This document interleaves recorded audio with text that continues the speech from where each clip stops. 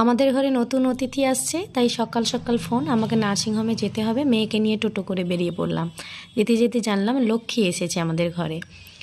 ওটি থেকে আমার ভাইয়ের স্ত্রীকে নিয়ে আসছে। এখনও নতুন অতিথিকে আমি দেখিনি। ওকে আমি প্রথম কোলে নেব বলে রেখেছি। ওকে আনতে গেছে, আসছে। ও যেই না ও চলে এসছে, আমি ওকে কোলে নিতে গেছি। ও ভেবেছে বাবা কোন গ্রহ থেকে আমি চলে এলাম, কোন গ্রহে, কত আলো, কি ঠান্ডা রে বাবা এখানে, মা মা চিৎকার করে কেঁদে উঠল। তখন তার মার কাছে নিয়ে যাওয়া হলো। ভাই একটু ভেঙে পড়েছে, একটা মেয়ে ছিল, আর একটা মেয়ে হলো দিদি।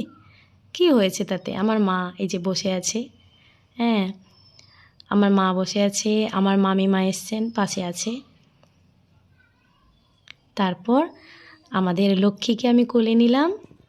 হ্যাঁ, লক্ষ্মীর নামকরণও করলাম, ওর নাম দেবস্মিতা দিলাম, কারণ বড়টার নাম দিয়েছিলাম দীপান্বিতা, এই ছোটটি হলো দেবস্মিতা। দেখেছেন সবাই আমাদের পুচকিটাকে?